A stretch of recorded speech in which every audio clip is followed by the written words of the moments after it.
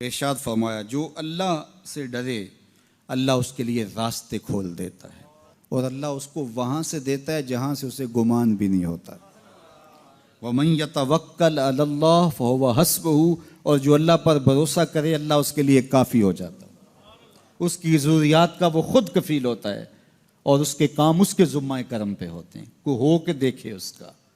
تو جو اللہ سے ڈرے اللہ اس کے لیے راستے بناتا ہے. حضرت عوف بن مالک رضی اللہ تعالی عنہ الاشجعی حضور کی خدمت میں حاضر ہوئے اور عرض گزار ہوئے کہ میرا بیٹا سالم مشرکین کی قید میں ہے اور میں فاقوں کی حالت میں ہوں. تو فرمایا آل محمد کے پاس ایک سیر جو ہیں بس، اس کے علاوہ ہمارے پاس بھی کھانے کے لیے دنیاوی اسباب نہیں ہیں. کہا صبر کرو اور اللہ سے ڈرو اور لا حول ولا قوت الا باللہ کثرت کے ساتھ پڑھو. یہ ایسا وظیفہ ہے، ایک حدیث پاک میں آتا ہے کہ یہ 99 بیماریوں کا علاج ہے. اس میں سب سے کم درجے کی بیماری ہم اور غم ہے. یہ دکھوں کا مداوع ہے، مشکلات کا علاج ہے، اور یہ وظیفہ میرے حضور نے بتایا. حضرت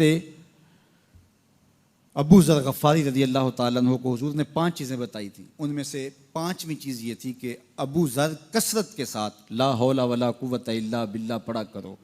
فرمایا عرش الہی کے نیچے ایک خاص خزانہ ہے، یہ وظیفہ وہاں سے آیا ہے. یہ زندگی میں معمول بنا لو. جب پھنس جاؤ، مشکلات میں آ جاؤ تو لا حول ولا قوت الا باللہ پڑھو، اللہ راستے کھولے گا. تو حضور نے 3 چیزیں فرمائی: اللہ سے ڈرو، صبر کرو اور کثرت کے ساتھ لا حول ولا قوت الا باللہ پڑھو.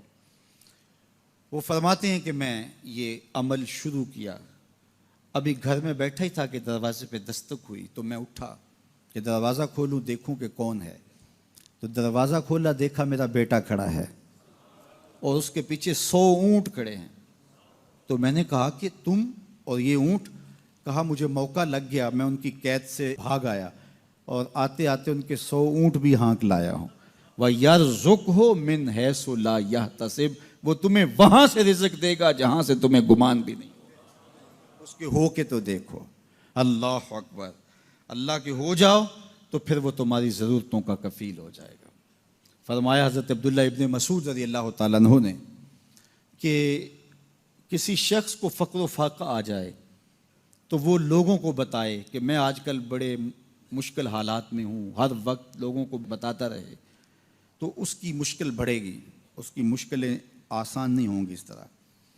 اور اگر وہ اپنی اس مشکل کو کسی سے شیئر نہ کرے بلکہ مصلی بچھا کے اپنے رب سے کہے کہ مالک فقر و فاقہ آ گیا ہے اور اس کا علاج تیرے پاس ہے، اس مرض کا مداوع تیرے پاس ہے.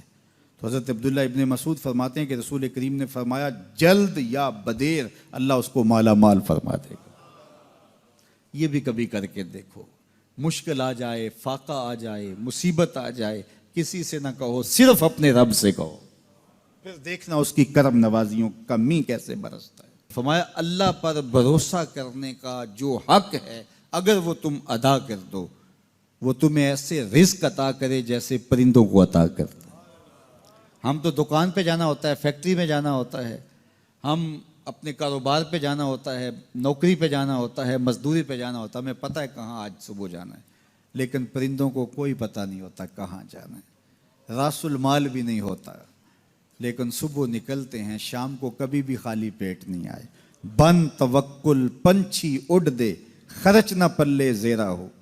گھر سے خالی پیٹ نکلتے ہیں، جب واپس آتے ہیں تو پیٹ بھرے ہوئے ہوتے ہیں، اور پھر جو ان کی ضرورت ہوتی ہے اللہ وہ ساری ضرورتیں پوری کرتا ہے، جو ضرورت ان کی ہوتی ہے. یہ شیر کتنا گوشت کھاتا ہے اللہ روز اسے دیتا ہے. یہ ہنس روزانہ سچے موتی کھاتے ہیں، اور آپ مارکیٹ میں لینے جائیں لاکھوں روپے لگا کے تولے ماشے کے حساب سے آپ خریدتے ہیں، پھر بھی آپ کو یقین نہیں ہوتا کہ یہ سچے ہیں یا 2 نمبر ہیں. اور ہنس دنیا پہ کروڑوں جانور پائے جاتے ہیں، روز کھاتے ہیں، صبح بھی، شام بھی، دوپہر بھی، پیٹ بھر کے کھاتے ہیں، اللہ روز انہیں عطا کرتا ہے. کہا اس پہ بھروسہ تو کر کے دیکھو، وہ تمہاری ضرورتوں کا کفیل ہوگا. اس پہ بھروسہ کرو گے وہ تمہیں وہاں سے دے گا جہاں تجھے گمان بھی نہیں ہوگا.